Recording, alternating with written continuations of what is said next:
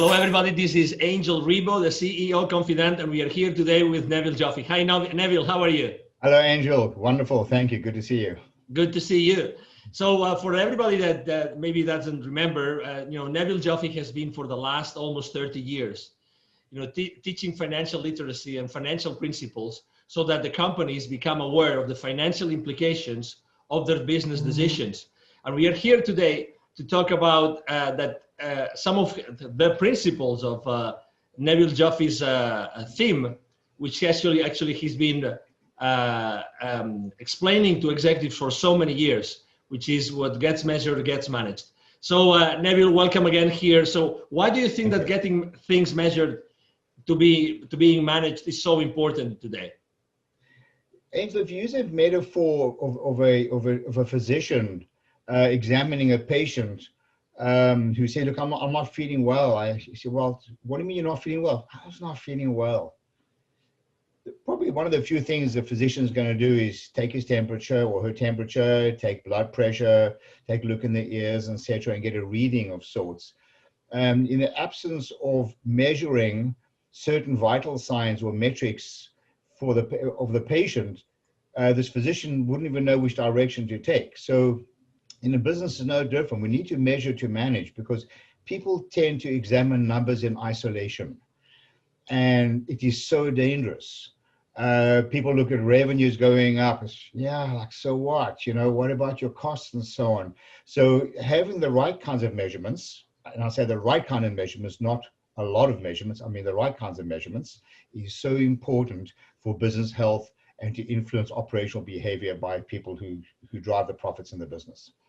You touched upon a very important point, which is revenues are up and so what? But right now, the same way we can say, okay, revenues are down. So what? Does that mean that the profitability of the company has been compromised?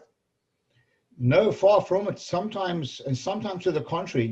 Many years ago, I bought an equity position in a vertical manufacturing company that's fully integrated. That is, for those who are not familiar with the term, and we employed about 400 unionized employees. So it was a very nice sized business. The problem was that a lot of the employees were engaged in manufacturing product that was high on the revenue line on the P&L, but was sucking up resources in the company. And it wasn't the kinds of products that were the core skill of this organization.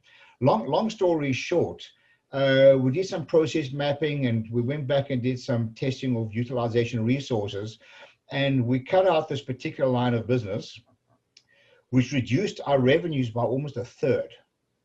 But associated with that, we got rid of a lot of the associated costs. Well, guess what? Started making money. So sometimes it's important to evaluate the cost of driving certain revenues. Everyone should be aware of this, and be cognizant of the relationship between cost and sales. And everybody in the organization should know how to measure this. Does that mean that, for instance, today, I would say most of the companies in the world are really with the revenues down compared to last year? Does that mean that if they actually took the necessary measures, they could actually still have profits and free cash flow? Yes, and I don't want this to sound like a glib statement, because this is not necessarily true for all companies. Under the circumstances in which we find ourselves now, with COVID, there are a lot of challenges with a lot of companies. But I believe there are opportunities in certain companies that have been carrying a lot of fat, if you will, a lot of unnecessary expenses. And now's the time for people to start evaluating very carefully what their core skills are, their operating costs. A lot of people, we tend not to press the reset button and go back and evaluate interesting versus useful.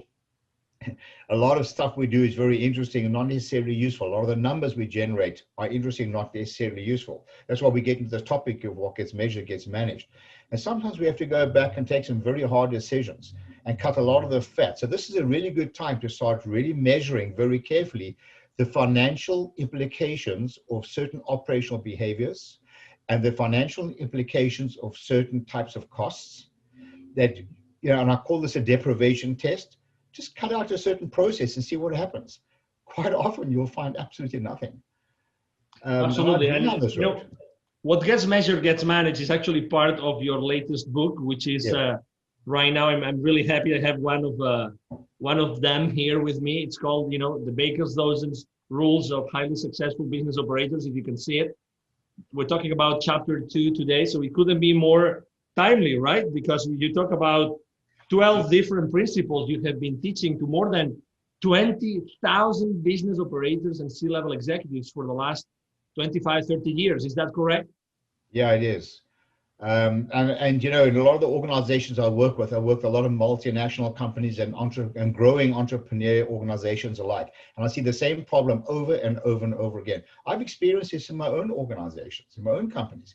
So, each of the chapters is broken down to 3 parts. It's the title, which really speaks for itself.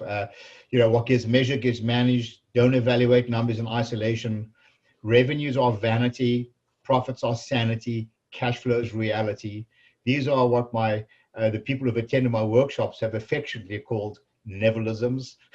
And this is what the book is really about. So there's a title of the book. There's a very quick read of a story to create context. And at the end of each chapter, as you will see here, there are a lot of questions. And questions which these are really loaded questions. For example, do you have an incentive or compensation plan that everyone clearly understands? Never assume that people clearly understand the numbers. Are there elements of the plan controllable by all those people in the organization? People are measuring to manage, but it's very frustrating when a person's incentive plan is based on certain numbers that are used to measure performance, but they have no control over the numbers. Do you have financial transparency? Does your accounting department clearly communicate the financial results to your employees and how they may improve the numbers without fancy financial jargon?